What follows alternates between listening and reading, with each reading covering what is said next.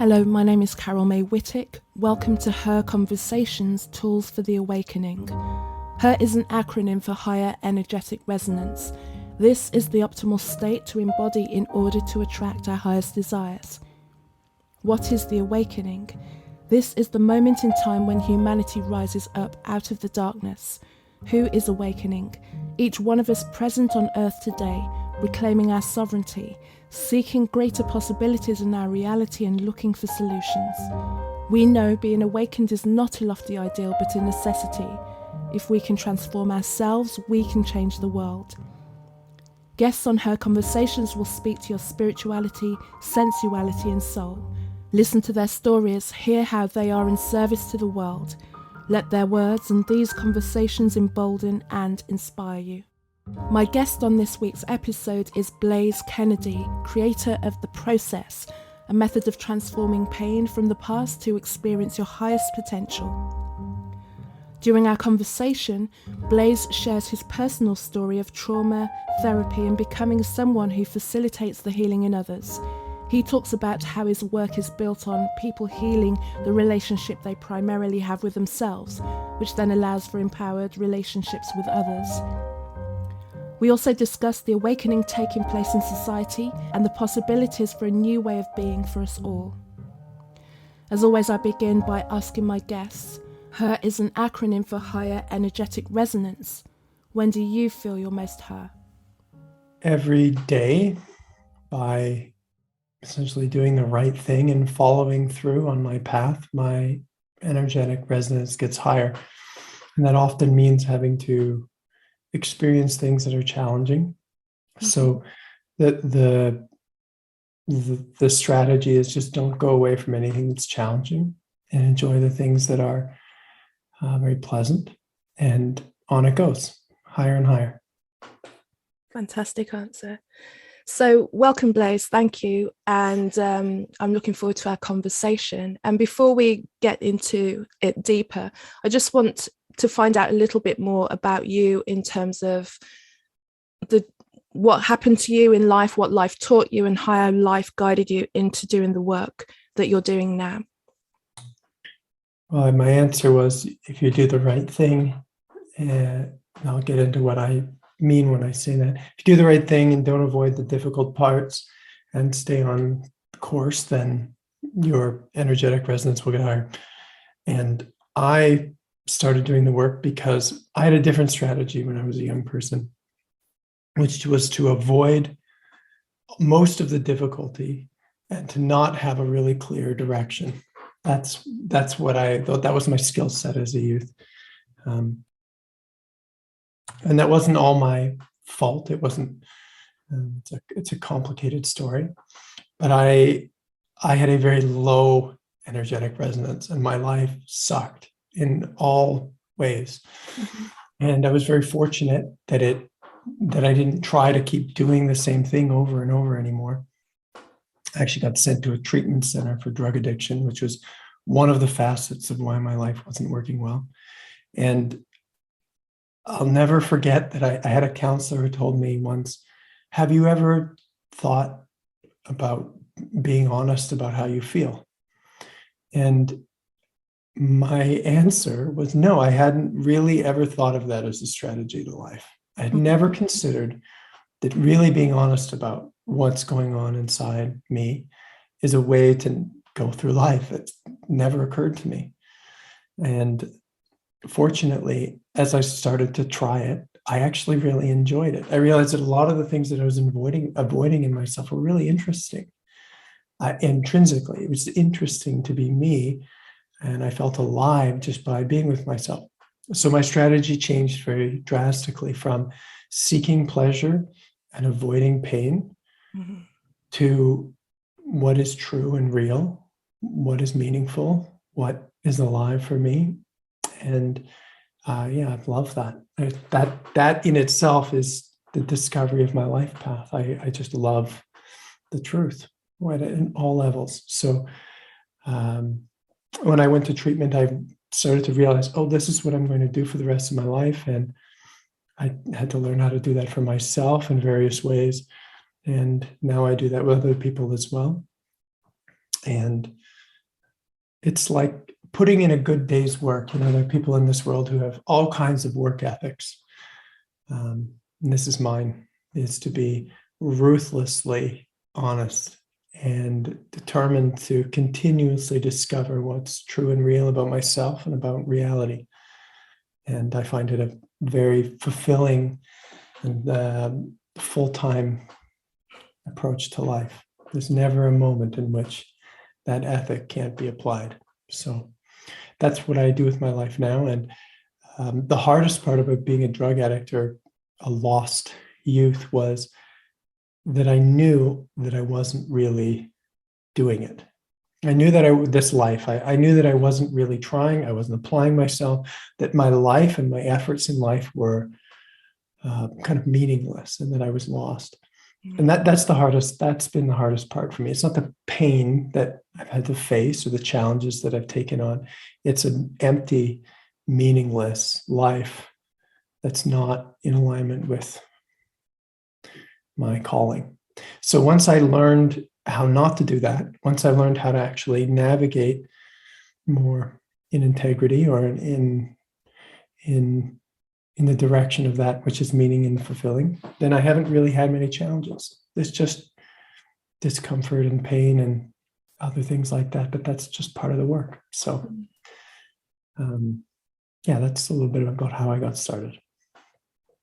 That's great. And in you just saying, oh, I just needed to be honest, it's the truest and it's seemingly the most obvious thing. But then when you think about it, it's what the majority of people do not do, or we don't even get guided to do that. Or, we get told to do everything else, but what is true and what is real for us. And then I suppose in working out what was true for you and what was honest about what you were feeling and what you were experiencing, then opened up your purpose.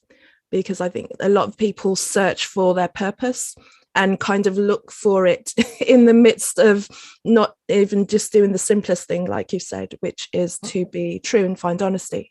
I tried that for the first 24 years of my life. I always wanted to do something great. Mm-hmm. And, I would look at the role models and pathways that were available to me. And I'm Canadian, so hockey was one of them, or athletics in general. And writing great works of fiction, or being a musician, or discovering something meaningful in science, being an intellectual. But what I found is I didn't have the motivation for any of those things. And I was really confused because I wanted greatness, but I couldn't apply myself. I couldn't copy other people, basically. Now I would say I can't copy other people. I didn't have intrinsic motivation to do any of those things. And so I felt a kind of conflict, because here I want to be great, but I'm not really showing up for any of the things that I see that are great. And I thought there was something really wrong with me. And what I realized is that I only have motivation for what's authentically mine, what's my path. I don't have motivation to be a pianist. There was a period of time where I wanted to learn how to practice the piano. I started playing for hours and hours a day, but I couldn't sustain it. Mm-hmm. So when I discovered what I'm really motivated about, what I'm really here for, I could tolerate a tremendous amount of discomfort because I loved it, because it wasn't me trying to copy someone and get something that I saw out in the world and replicate that in my life. It came from the inside out. And I'm being a little vague about what it is that I discovered, but we'll get into that more.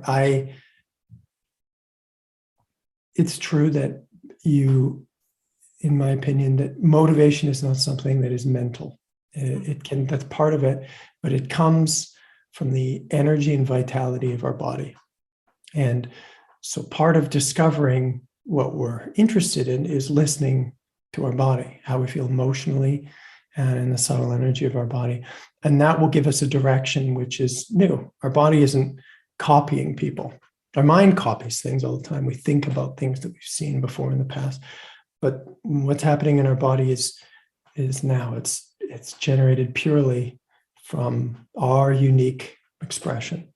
Mm-hmm. A big part of discovering who I was just feeling my body, which was something that I had never even considered as an orientation. In my culture, that's not a thing that we teach people to do. It wasn't part of my education. It wasn't part of my social experiences. I didn't learn it from my parents. So I basically went most of my, up until the age of 24, without anybody guiding me to discover what I would feel in my body as motivation or love or passion, drive. That wasn't part of the equation. So I had to discover it by somewhat esoteric means, because in many other parts of the world, in other esoteric traditions, spiritual traditions, it's really obvious. They would emphasize these things. I've got two questions to add to those. Hopefully they kind of tie with each other. What do you feel gave you the courage to be in that space of honesty, and how did you know that you were there? I mean, maybe you've already answered that as well, but if there was a feeling, or if there's like you're talking about being in your body, how do you know that this is actually me? Just from putting a bit of my personal experience in that always seems to be a shifting thing. So I'm always wanting to be, this is what I want to be. And I get the idea of wanting to be great and do that, because I did all the athletics, I did all the music, I did all the like modeling and fashion and all that kind of stuff. And it was cool and it was fun, but it never really got completely to the point where I thought that it was all and everything. But then suddenly now these things are kind of coming back to me on the longer way, but it felt like I had to come away from those things that I felt were the be all and end all, and travel through many years, almost like a decade, 15 years of not really being so on top of what I thought was the great thing, and go all the way around and learn additional things and discover additional parts of myself without that thing that I thought was, the path to the ultimate me. And now, and if I'd have told myself like when I was in my teens and deciding I knew what I was going to be, that it was going to be a long road of decades of self-discovery and disappointment that was going to get me to the point where I really understood and had the confidence to know where I was, I might have just, decided to go into some sort of middle management and stop the whole thing, because you want everything there and then. So it was what gave you the confidence, and what gave you the clarity and the knowing that you were on the right path? Well, the long period of disappointment, I took a big dose of that. And I had a lot of disappointment when I was young. And I don't know that I presented that way. I don't know how in touch.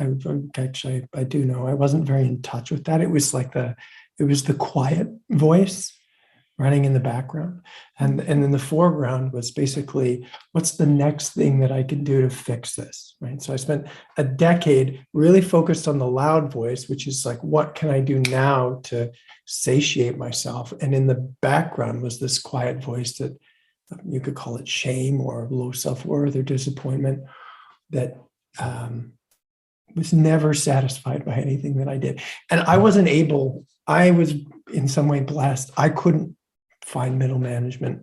I could barely tie my shoes when I was 24. So there was no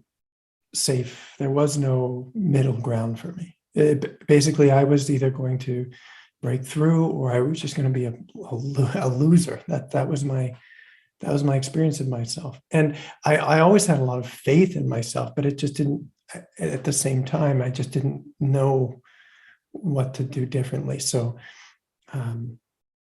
when the time came and I started to enter the process of healing, I felt very motivated and ready for an adventure. Years of disappointment is not a really exciting way to live your life. So I just felt really motivated to go for it. And in terms of how did I know, that's changed, is how it is now and how it was then. There was a comprehensive feeling of being in the right place for the first time in my life. I was in treatment, and there were all these people who, they would own businesses, or they have families, and their idea was, well, I'm going to go to treatment, I'm going to get better, and I'm going to go back to my life. And I didn't have a life. I had nothing to go back to. There was nothing in my life other than my relationship with my mother and a couple of my friends. There was nothing I wanted to go back to. And when I was in treatment, we did a lot of therapy, consistently did therapy from the moment we woke up to the moment we went to bed. And I loved it. I found it intrinsically interesting. And I said, this is actually what I want to do. I actually want to be in therapy. That's what I want to do. And it felt right. I enjoyed it. I was captivated. I'd taken psychology in university, and at some period of time, I thought I was going to go into the field of psychology.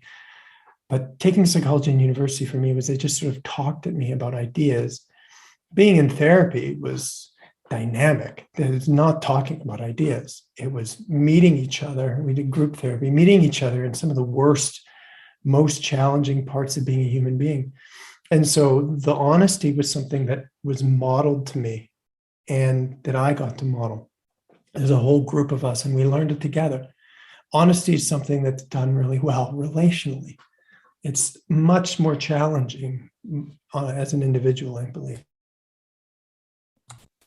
because we don't have anyone to tell anything to, right? There's no conversation. Nobody, when you're by yourself, no one says to you, but how did you feel when that happened? Or, why did you do that? Or nobody inquires. So in therapy, in treatment, they would kind of drill into us deeper and deeper. And there was a culture of people who were learning to be honest with themselves.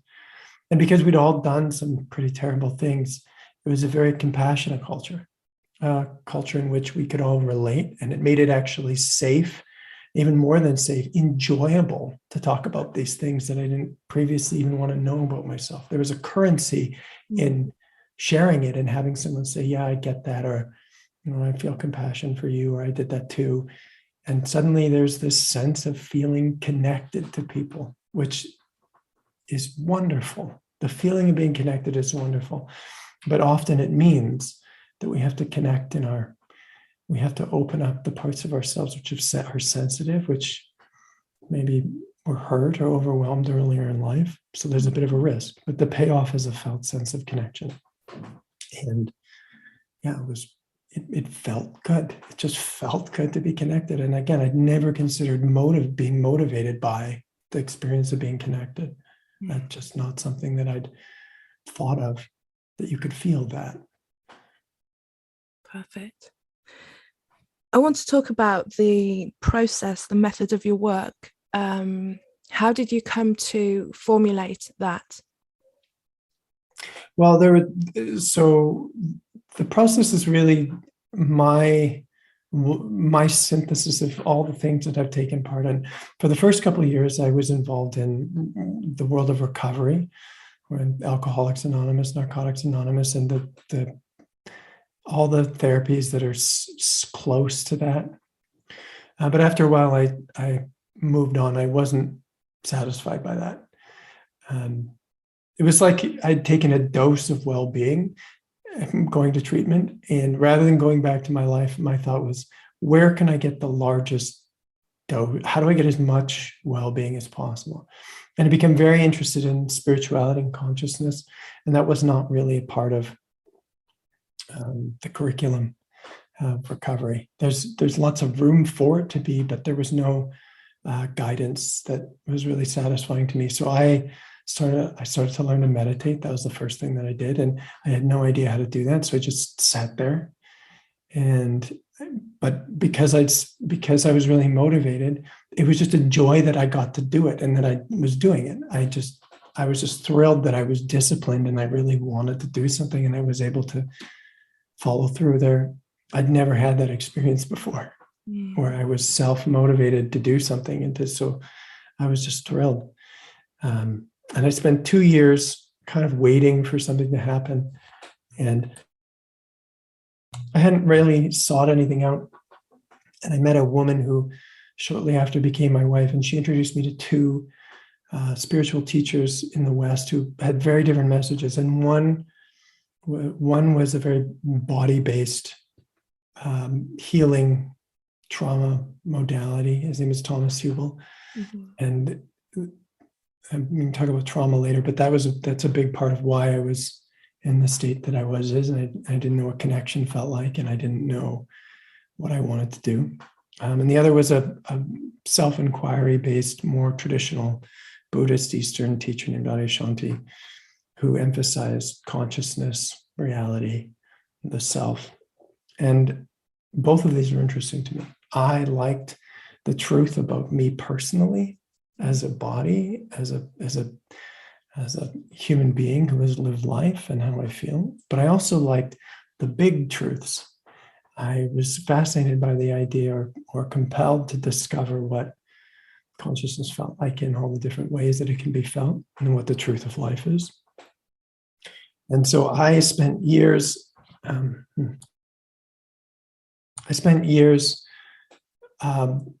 seeing these. I would kind of go back between spiritual teachers who emphasized reality, awakening in a experience that's the totality of life, and therapy, which emphasizes the details.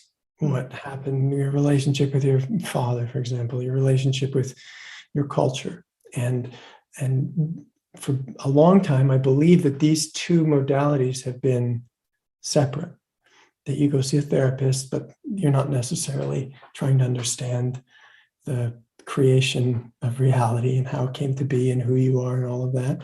And if you go to see a spiritual teacher, they won't necessarily know how to relate to your trauma and the challenges that you've had when you were younger. But I needed both. I loved both. So the process is really why I believe, and I experienced, that these two things fit perfectly together. The short answer, the short answer would be the reason that we don't know what reality is, or we don't know what consciousness is, the reason that there's so much confusion about what is true and real in the big sense, is actually a function of trauma. And trauma definitely happened to me, but I would also say that this world, as it is now, is trauma. That the world that we're living in, that we're all very used to, where all kinds of reactive and violent and challenging things happen, and there's so much disconnection and pain, that is a reflection of trauma. The human experience is a traumatized experience, and trauma has symptoms.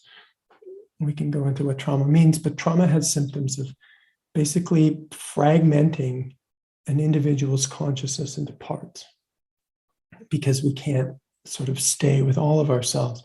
And so all of the confusion for me is it's a reflection of generation after generation of human being traumatized and born into a traumatized world, and becoming very confused as to what they are, what they should do, how to communicate, what their purpose is, and ultimately knowing that humanity is not a bunch of individuals who need to fight over scarce resources and all the things that we've been doing. So for me, these two things fit together, and I offer the process to people on that full spectrum. There's some people that come to me who want to know the big T truth of life, and there's some people that want to heal trauma, because just like me, they have a lot of pain that they can't navigate. They have to deal with it, and everything in between. Obviously, there's many people who recognize that both are parts of themselves. And so that's what I do. I help people to make sense of their human life and the big reality so that they can work perfectly together. Perfect. Thank you. And particularly in the past 2 years, there's been more visible aspects of traumatic events happening in the world. And I wrote just a list of some of the things that I felt that all of us must be feeling on a greater or lesser level as a result of all of these things that just seemed like many different levels of traumatic experiences. So it was abandonment, fear of sickness, disconnection from body, disconnection from instinct, disconnection from intuition, or not even being able to trust intuition, or going by intuition, seeing something and knowing it to be the opposite of what you're seeing, and then not being able to formulate the communication, or being shut down as a result of that. Isolation, depression, fear of the future. And then the final thing that really came out for me as well, ironically, was truth. That we seem to be in the midst of this rising, or the final kind of rising of truth. I mean, it's always been out there, and it's always been there for anyone who's wanted to investigate it. And more and more people, for whatever reason the shift has come, whichever ideas people have about why it's happened, is so many people who have been disconnected and or disconnected from themselves, or disconnected from their intuition, have kind of risen up from their personal slumber now, and are having to review what they think the world is, and also to that extent having to review the truth about themselves, and then as a result then finding the truth about themselves and how they want to be in the world as they've found it, then realize a lot of their connections were based on a false version of themselves. So there's this kind of fragmenting where people are realizing that in order to continue certain relationships, and sometimes they've been the closest, nuclear family relationships, they've had to, or that it's been required of them to almost lie to themselves or play that small version. But it's one of those things that, again, talking from personal experiences, is when you separate from the people who would happily have you play a version of yourself that's kind of like you're running at 30% of who you are, when you give yourself the space and allow yourself to move through the feelings of abandonment and shame and wanting revenge and all of those things that come from when you just pull away, you discover a newer space then. And there's this shift of people who are finding a bigger space and then reconnecting with new people without it seems the mask of what we've been taught to, or we've just run into society or been born into society of, this is the way that you get through. You kind of follow this path, and everyone kind of picks one of maybe 10 or 20 options for their life, but pretty much runs.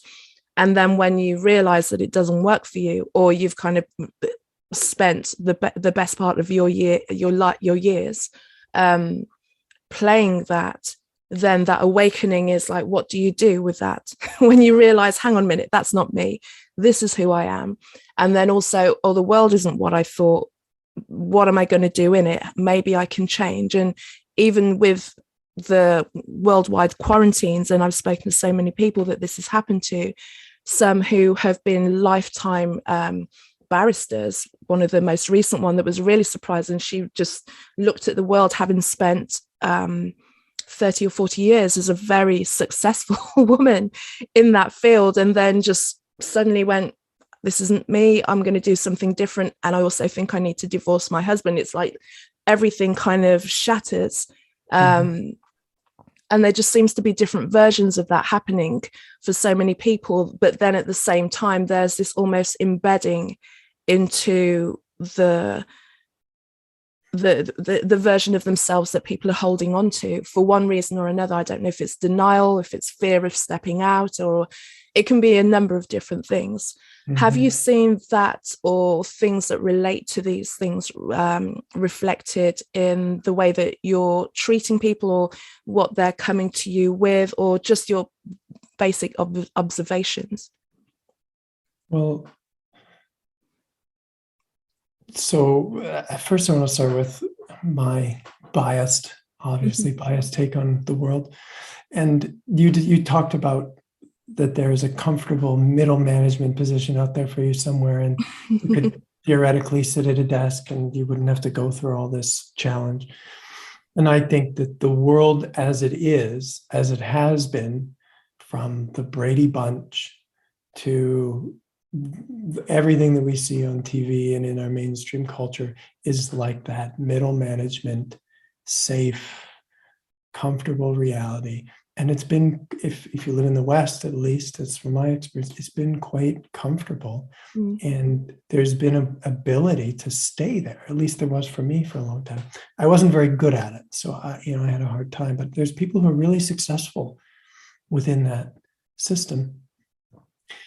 What I see is that system, that middle path of just being part of the normal world, it's getting harder to be comfortable at that reality. It's getting very hard to be comfortable. And I expect that to continue, because I don't think the earth is going to get to keep that reality. I think that reality is going to go away.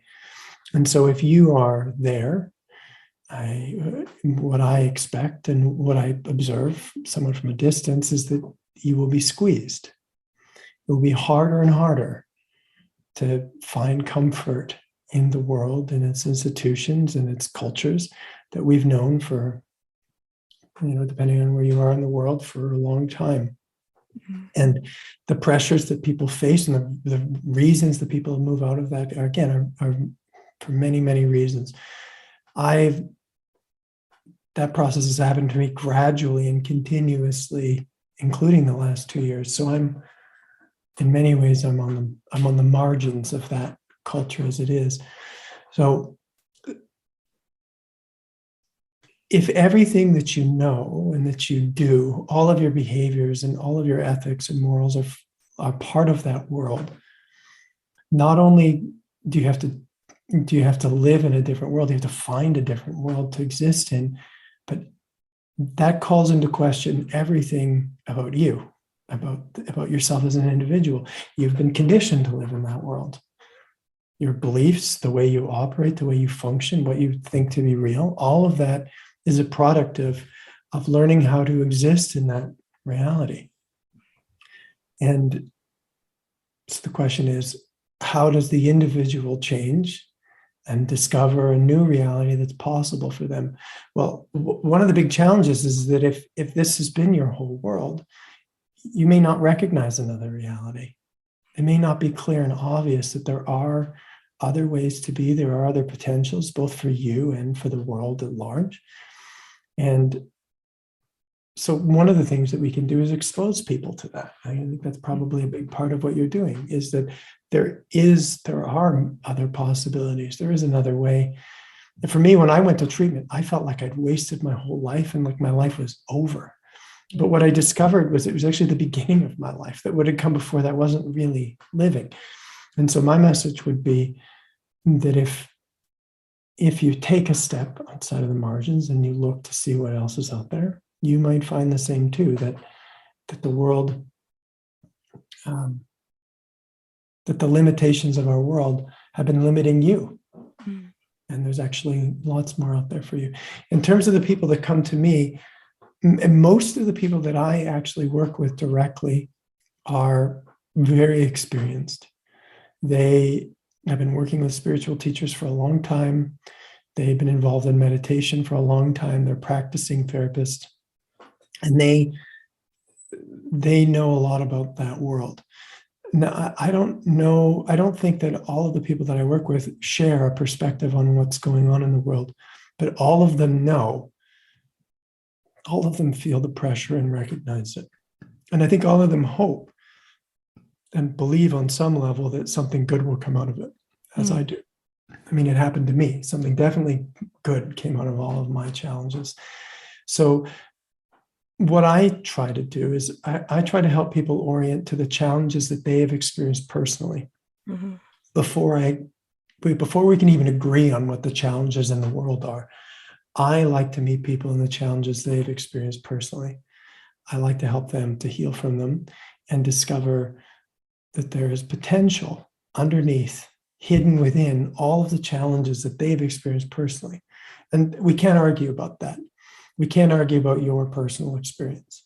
So the ability to relate sort of individual to individual in this way and help people to heal and discover what's underneath their limiting beliefs and strategies, it is something that we all have in common. We can all see eye to eye or heart to heart on.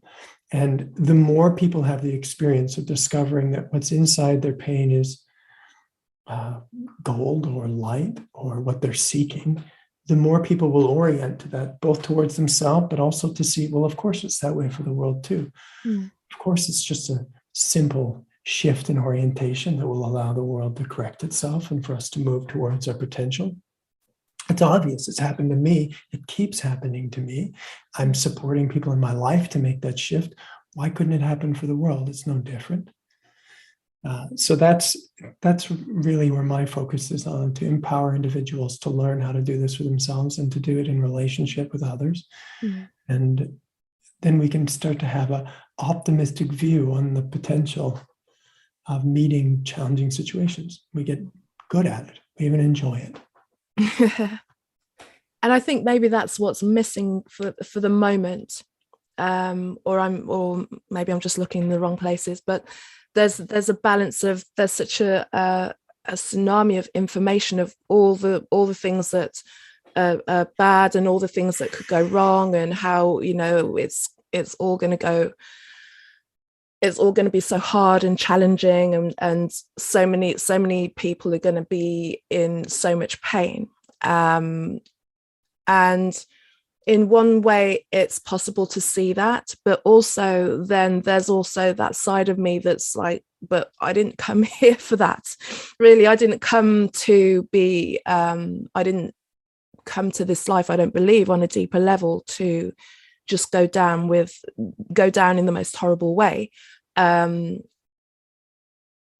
Talking about going through situations, every situation that I've gone through that was or felt like that was going to be the finish, there's always, there comes a point where I've stopped fighting it. You know, you go through it and this is terrible, this is awful, I can't take it, why is this happening to me, all of this stuff. And then there comes a point where I almost kind of what do you call it, tread water, when it's just like things just can't get any worse now, you know, so I'm just going to tread water, I'm not going to fight it anymore. And somehow then, in me just being still in the midst of all the madness, it then kind of upswings itself, which may explain why on some level I've been more still in the past couple of years, even though everything's been going like this and it's been churning up. And I've had conversations with friends who have just kind of, their worlds have turned upside down, and they're just looking at people and seeing complete strangers, and even looking at themselves and seeing something new. And I'm like, well, you know, maybe that's the reason that I was here. That's been my way of, I've always felt like the outsider, and not like I feel like an insider now, but I just feel that I'm able to navigate it and guide in some way and have a conversation that is stabilizing to people, just to go like, there's a possibility for us all. Why that happened, I don't know, but it just feels like all of our experiences, or all of my experiences to date, just kind of made it when everything went like that, I suddenly, instead of feeling like I was standing at the back of the queue, was kind of near the front going, actually, you know, I think I might be able to add something to the conversation here and the solution. Because suddenly all of those things that didn't make sense to me and just kind of came together, all of those odd little bits of information that I had and suspicions that I had about things knitted together and made the world look very different. And you could say maybe scary and darker, but it just seemed realer for what it was, because there was so much pretense and avoidance of things being truly revealed, and so much deception, that then when it all fell apart, it was like, oh, that's the truth. The truth is actually quite, you know, it's not a nice truth, but at least, like you're saying, that's the truth of it. Then it's like we can't go any further than that. When we see it's possible for deception to happen like that, it's possible for things that we could call evil or dark or scary.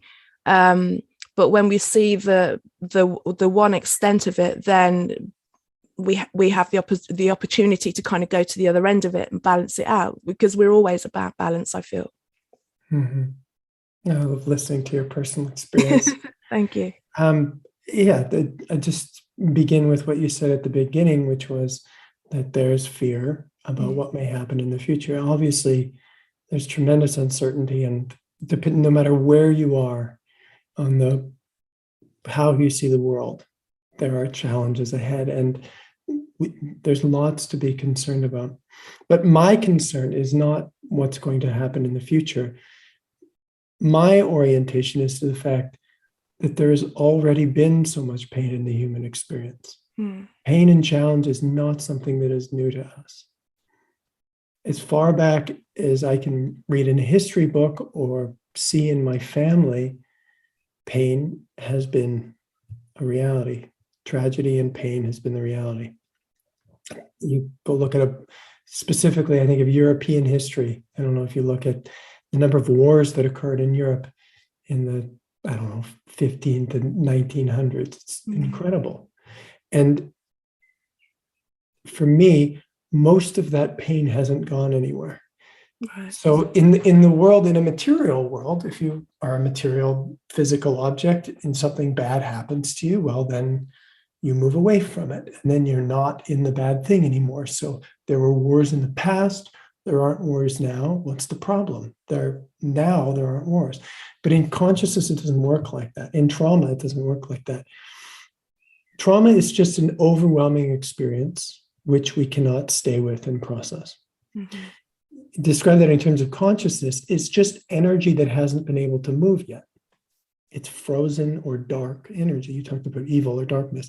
It's just energy that's not able to move. And we lug this around with us until we don't anymore.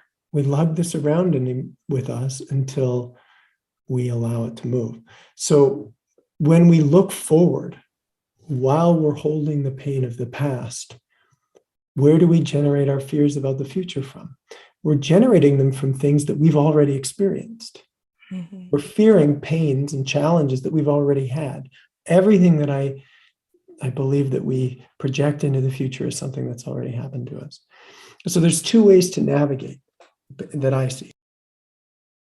One is to move away from the past, for the forward motion to be a movement away from the pain and the fears that we have, to fix things, to make them better.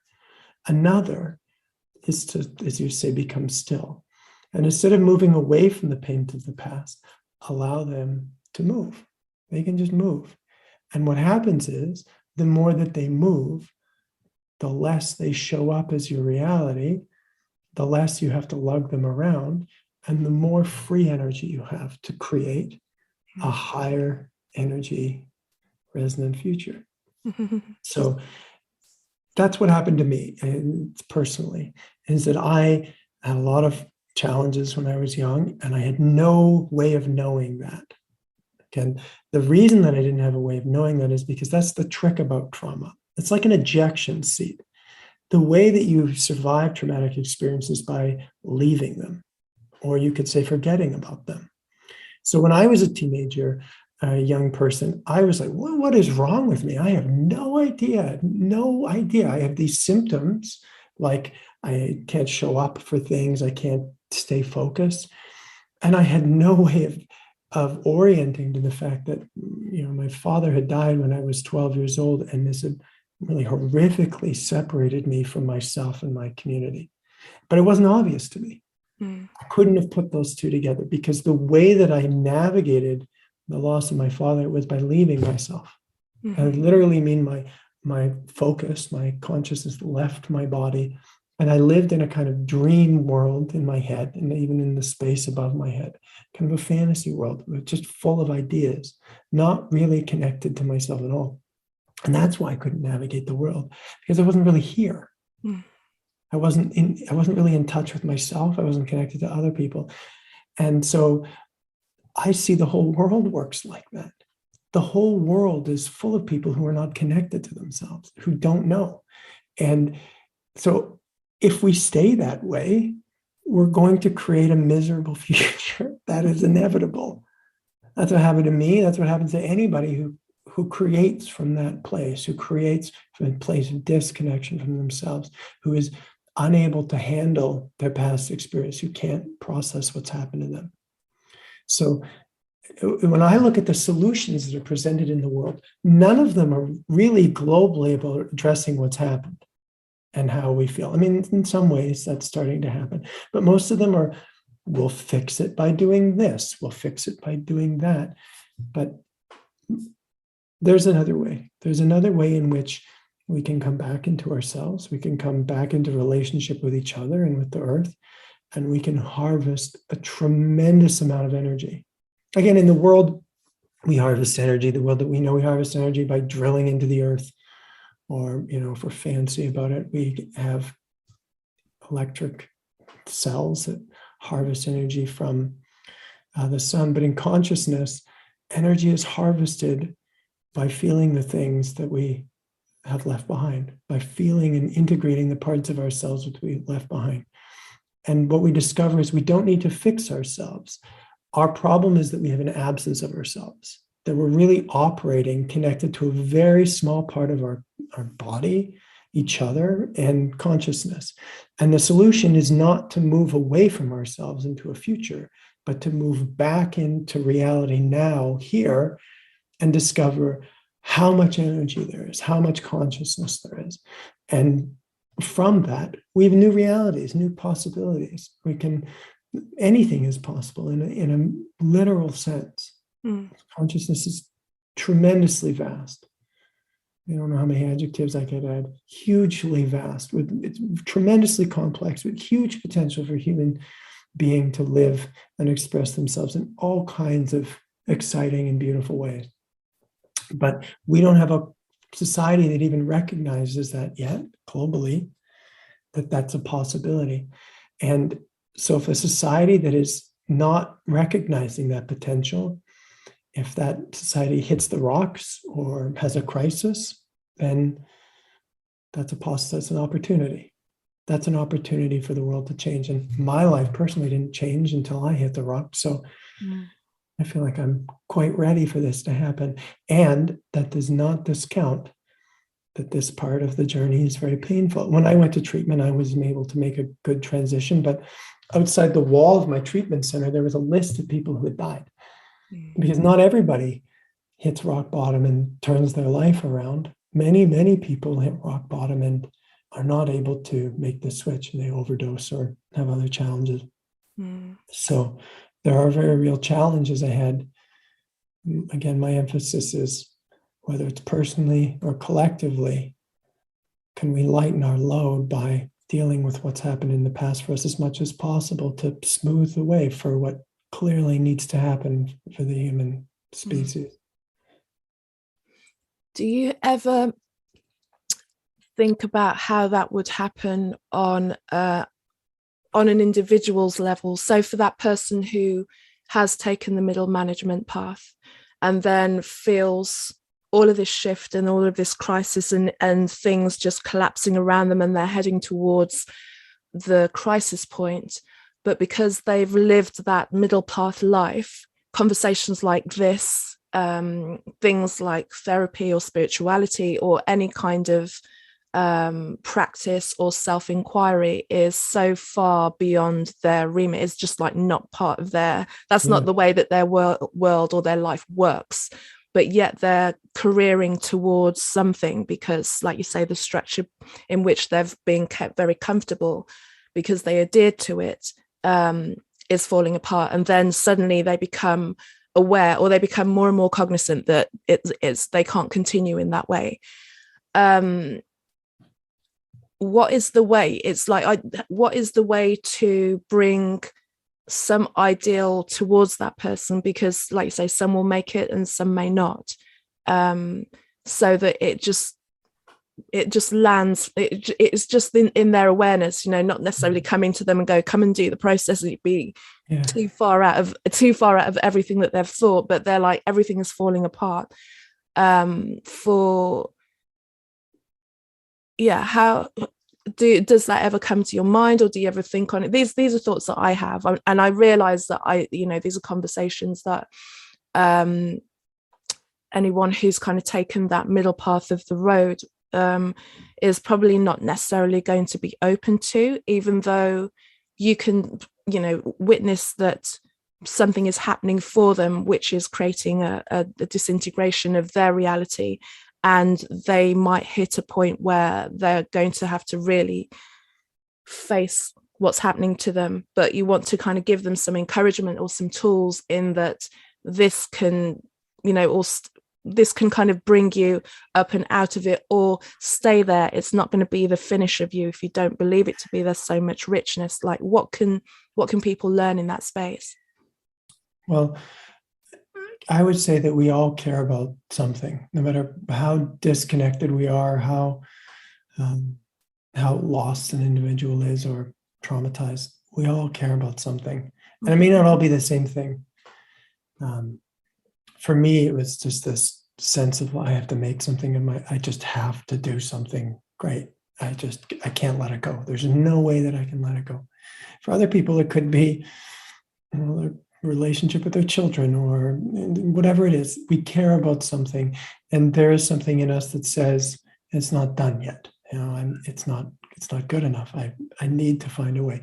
So part of it is listening to that voice inside of ourselves. Again, and it could be about small things within our life. I don't mean small as in insignificant. I mean the details, the things that exist within reality, like our relationship with our children, or our relationship with the earth, or what's happening in our culture. Or it could be about reality and consciousness itself. But we have an itch. Doesn't Morpheus in the Matrix described it as a splinter in our mind? So in that film is a great description of awakening, that Neo is looking for something, but he doesn't know what it is. He hasn't found it. So it's not reflected in his culture. So he's just searching. When he stays up late at night, searching on the internet randomly. For me, I was doing drugs as sort of a version of that. And grace happens. Somebody shows up, and there's the tattoo, and he follows someone, and one thing leads to another. It was similar for me. I was doing drugs with a friend who had books on the Kabbalah, and had a book called Power versus Force. And I remember just looking at these books and going, oh, consciousness, spirituality, that's probably what I'm looking for. I just sort of had this recognition. And I believe that if you pay attention to what you really care about and you stay with it, that life wants you to wake up. Life wants to show you the way. It's like a fun game that we get to find our path through. So, first I would say whatever it is that comes to you, whatever it is that is guiding you intuitively, or where you get unnatural experiences out of the ordinary, you absolutely follow them, become fascinated by that process of discovery. And so I guess I would add to that you could think of I would say that awakening in a spiritual sense comes from either a burning intensity from the individual, which is often the case, or it comes from exposure, that you can be set on fire, or that burning intensity can arise from meeting someone. This is what a spiritual teacher often represents, as someone who has done something, and then you witness the way they are, and you intrinsically go, wow, what is that? So I would say in human history, that's been more clear it happens more often than an individual in and of themselves just has to wake up and they go and sit in a cave for 10 years or something like that. It's more often that they meet one of those people that sat in a cave and go, what was that? So those have been the two traditional ways. These are some burning personal desire or exposure to something new. But I actually believe there's a third opportunity that's going to happen. I don't know exactly what it looks like. So I'll just give you my somewhat fancy description of this. So each of us, if you feel your body right now, it's very clear that our body physically is a separate object. I'm here, and then there's a chair, and there's the rest of my room. My body is separate from the rest of the room. And that's how we all tend to focus ourselves and orient. That's why we fight over things all the time, and we have all this challenge in the world. There's a dominant perception is separation. And so we feel separate. What happens when my separate body dies? The world will continue, but my body will be gone. I am in my body, and therefore I will end. What does this all mean? So we operate from a sense of separation.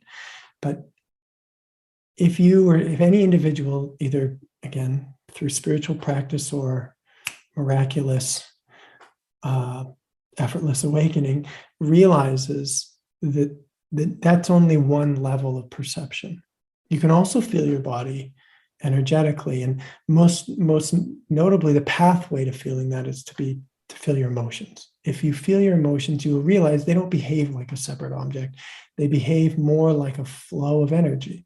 If you just feel how you feel, they don't have that same material sense. They operate in a kind of different dimension of ourselves where there is this fluid state. And this fluid state, the more you stay here, you realize that you can feel that your body doesn't really have a discrete boundary. As energy, there's not a clear boundary between the inside of your body and the outside. It's more like a field of energy, just like you could think about it like a flame from a candle. Where does the heat end? Right? The candle, the flame from the candle is clearly here, but the light and the heat are actually radiant. So it doesn't have such a clear boundary. The closer you put your hand in the flame, the hotter it gets. So where does the flame begin and where does it end? It's unclear.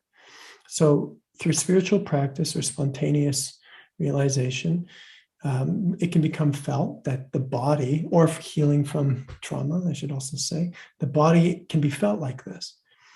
And at this level of energy, a whole new reality begins to emerge, a whole new sense of what I am and what the world is. It goes there's tremendous depth to it, but I'm talking about the third possibility. This energy field that we could talk, the body made of energy, is not separate from other human beings and their bodies made of energy. All of this personal field of energy that is my body is in constant communication, expressing and sending and receiving energy to all the other bodies in the world. And the communication between these energy bodies is not working very well right now. That's what trauma is. But my experience is that each of us represents a kind of a cell, like cells in your body, a cell within a collective energy field or the global human body. There is actually a field of energy that operates like a body, which spans human consciousness at this level. And so each of us is a cell in it. So this is a long-winded way of saying that the third possibility is that not the individual doesn't wake up, but that the collective field wakes up. And if the collective field wakes up, the individual wakes up by virtue of just being a part of a collective field, which is having an awakening. And so the hope would be that because there are so many people learning to live at this level and relating and energizing this system of communication relationally by feeling and caring for each other and doing all the things that we do that we're all drawn to, that if there's enough energy being activated in this field, that the collective field can wake up. And that means that people who are not trying to wake up, who don't have a burning personal desire, can be lifted, can get that flow of energy just by being part of the human experience. And I don't think that's existed before. I don't think there's been enough energy in the collective field. So we haven't had that possibility that people can wake up spontaneously. But that's the future. That's what's possible, and that's what I'm orienting towards. So when I first started teaching and working with people, I was very much interested in helping individuals to heal and wake up and providing them with a skill set. And I still do that. But the more that I do that and the farther that I go, my primary interest is in waking this collective body up. Because as I've seen spirituality for thousands of years, my understanding is that 1 in a million individual cells or human bodies wakes up and has a radically different experience of reality. Well, the rest of the body is suffering in ignorance. And so there are these pockets where people have made breakthroughs, and they usually hide in the mountains so the rest of the people don't get in their way. So these people have hidden in the mountains for thousands of years having breakthroughs.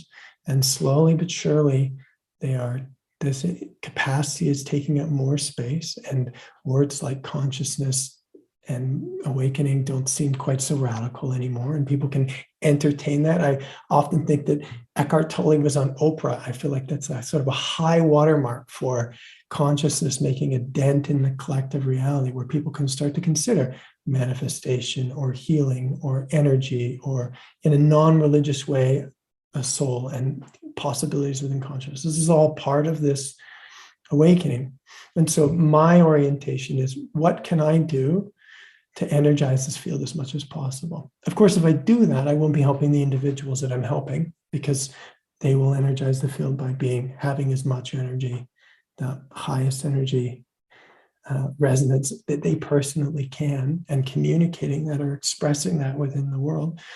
But more and more, I'm thinking about what kind of practices and opportunities can people participate in that aren't sitting in a cave for 10 years.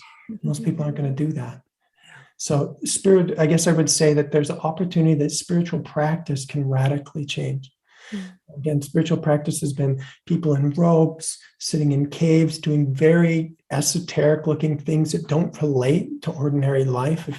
If I live in Kent or Stoke or something like that, I'm not reflected in the people that I see on the other side of the world. Those are Buddhists or whatever. They're doing this other thing. But the possibility is, whatever is universal about what they're doing and what I'm doing, that it can be infused into everything that we do in life.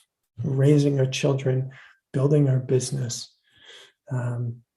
being healthy, because they're really all the same thing. The best business that I could create would be an expression of my highest potential and my connection to other people. That's pretty obvious. The best parent I could be would be, I have the most amount of connection to myself, and I am most able to connect to my child.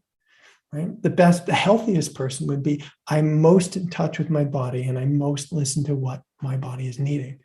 So personal well-being, wealth, healthy families, happy world, all of these things are the same thing. There's not this thing called spirituality way out there that's like a lifestyle choice. Spirituality is an expression of the highest potential for you. And so my great excitement is that ordinary people in the middle of this road, who aren't trying to leave the world necessarily, of course, we described how the world's getting harder to stay in, but who just want to do ordinary human things, will start to realize that spirituality is their path to that awakening and healing actually is their path to doing the ordinary things that they personally are called to do. They're not called to, shave their head and take vows of religious vows. Their call is to, garden or help people do whatever's unique to them. And so when people realize that their unique purpose and their personal well-being is actually uniquely significant and essential to the well-being of the world, and they're supported actually to do that, then we've really got something. Right. And so I actually believe that reality is it's happening in my life. It's happening with the people that I see and I live amongst. And the opportunity is for anyone who's resonant with this to go as hard at it as possible. And if the other people in the world can receive it, they will. They will receive it at a subtle level, and it will creep into their reality. And as the world becomes harder to stay in, there will be a felt sense choice that there's something different possible. That's the hope. That's the strategy.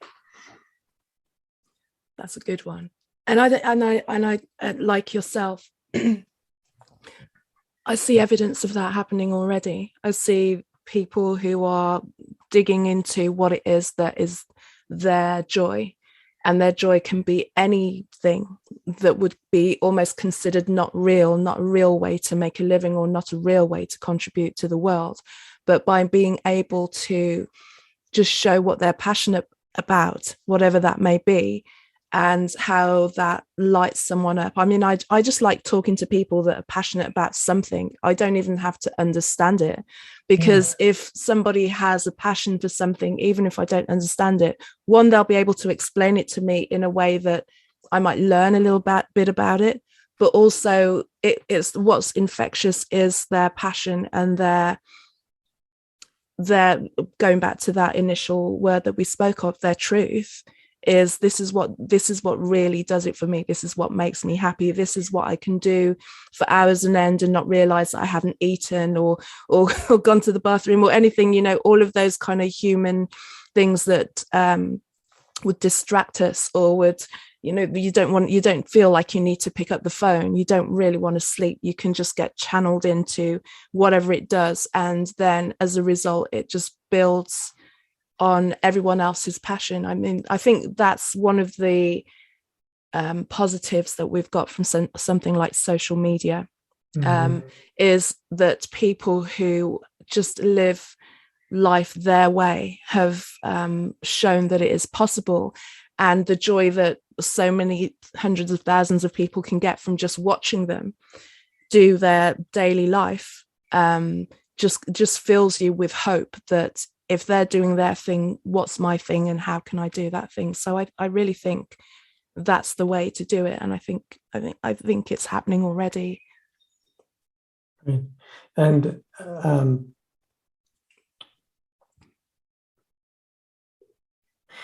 the idea of a world that oriented to everyone finding and expressing their unique capacity is just inherently exciting. If everyone was on fire and creating and building something unique, what a wonderful world that would be. Yeah, that would be a healthy world, and a world that has a tremendous amount of capacity to face and deal with reality. Of course, as you know, when you really love something, as I said earlier, you can handle much more adversity. Yeah, it's part of course. So that's what we need. We need people who are on fire and who can take on the challenges of life because they love it, because they know, they have a felt sense inherently that it's worth it, that this is meaningful and they're in the right place. And they don't avoid pain and difficulty. So. Embrace it. Thank you. Just before you go, can you just let everybody know how to find you? And if you have any programs or anything that's upcoming, just let us know all about those. Thank you. Yeah, the best place is on my website, blaisekennedy.com. There's an events calendar and the events section. And what I do now is I do free events in different ways on 2 different topics every month. And you can show up live for them. I'd be happy to meet you, or you can listen to the recording if you don't want to, or not able to show up live. And I teach about 2 things. I teach about how to be with yourself and how to be with other people. And maybe we take it for granted that we know how to be with ourselves. But I teach it in a way that means that you can unconditionally be with yourself, meaning you be with yourself. It doesn't matter what you think, feel, whatever you're experiencing, that you can actually open to it. It's not really a strategy to do that. It's a facet of consciousness that we're not utilizing. And that's my foundation for well-being. If you can be with yourself, if you can tolerate or open to whatever you feel, you can do anything. Primarily, you can heal. You can face all the things that are happening that are challenging, or all the things in the past that you couldn't face.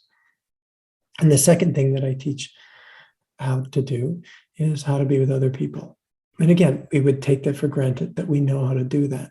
I would say that we kind of know how to be with each other intellectually. We can have a conversation, but that doesn't mean that we can feel each other. Doesn't mean that when I feel sadness, that you can feel it too, and we can meet and relate with the sadness that I feel in my heart or in my belly. But again, the human consciousness was actually designed to have this capacity to be able to feel connected at every level of our being. And this global field of energy that I describe, it's based on the communication that comes from being connected, from having intimacy between our energy, between what I feel and what I'm experiencing and what you're experiencing. And this feels like a kind of transparency. You can see and feel me, and I can see and feel you. And so I also teach free events on how we can learn and practice to relate together like this. Of course, it's very helpful if you can be with yourself for this process, because relationship, as we all know, is evocative. Being in relationship with other people brings up all kinds of things which we have to work through. And so I kind of think that we start by learning how to be with ourselves, and then we learn how to be with others. But in truth, they kind of work perfectly together. We can start wherever we are. So these are the two events I do each month for free. And I have some recordings of that on my YouTube channel of past events. Also on my website, I have a series of guided meditations, which are really about being with ourselves. And you can access those by signing up to if you scroll down to the bottom of my main page. So I am having to take on difficult things all the time because of what I love. And my next project is showing my face and saying things publicly on social media, because I love what I'm doing so much that I have to do things that are uncomfortable for me. So in the future, you may find me more active on social media, but for now I'm still a bit shy about that. So you have to go to my website. No problem, we'll find you. Perfect. Thank you so much for today's conversation. It's been fantastic. Yeah, my pleasure. Thanks for finding and helping me express this. Thank you, Blaise, for joining me on this episode of Her Conversations, and thank you for listening. You can find out more about me on my website, which is carolmaywhittick.com, carolmaywhittick.com. You can join me on Facebook under the same name, and on Instagram under Casmick, Cazmick. I also am building a Telegram channel. You can join me there at Her Conversations. So until the next episode, thank you for listening again. Take care of yourself and speak soon.